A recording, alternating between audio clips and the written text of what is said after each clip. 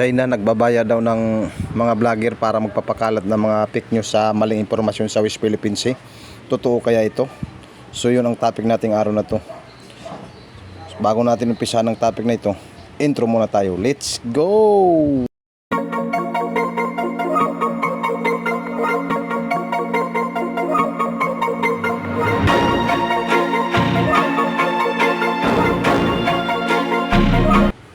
So, nagbabayad nga ang China, sabi ni Secretary Gilbert Teodoro at saka ni Romeo Browner, nagbabayad daw yung China ng malaking halaga para magpapakalat ng maling impormasyon dito sa ating bansa para sirain ang ating mga kababayan na ganun nga. Kasi may motibo talaga ang China na gustong angkinin lahat ng mga nasasakupan natin sa West Philippine Sea, sabi ni General Browner.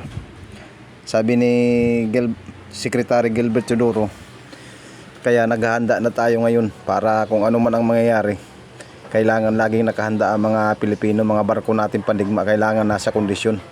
Dahil pag oras na atakihin tayo, nakahanda tayo sa anumang panganib na darating sa atin dahil hindi natin daw alam ang sitwasyon. Kaya nga pinakakansela na nila lahat ng mga projects ng pinupunduhan ng China Lalong lalo na yung release ng train sa Mindanao, sa Davao Railway System at saka doon sa papuntang norte. Pinakakansela na ngayon ng DOTR. Kaya nagbabayad daw ngayon ang Chinese government ng malalaking halaga para magpakalat ng mga maling impormasyon tungkol sa West Philippine Sea. Dahil itong China talaga, yun daw talaga ang gawain nila, magpapakalat ng mga maling impormasyon sa mga kababayan natin. Gumagastos daw ito ng malalaking halaga para lang na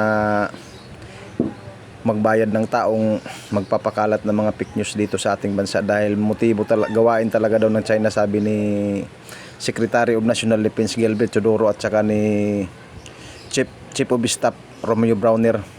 Dahil yun daw talaga ang taktika ng Chinese government na linlangin ang ating mga kababayan para mailihis ang issue sa West Philippine Sea, na palabasin na tayo ang may kasalanan.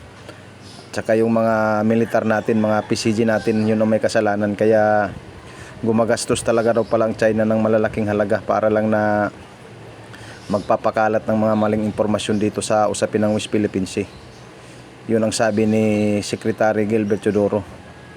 Talagang gano'n naman talaga ang gawain ng China, magpapakalat ng maling impormasyon. Kaya nagsalita na si Chief of Staff Romeo Browner at saka si DND Secretary Gilbert Teodoro. So anong masasabi nyo dito guys? Comment down below para ma-reaksyonan natin sa susunod na update natin sa mga balita. So hanggang dito na lang. Lagi kong sinasabi, huwag kalimutan mag-subscribe, like, share, comment down below. Maraming salamat.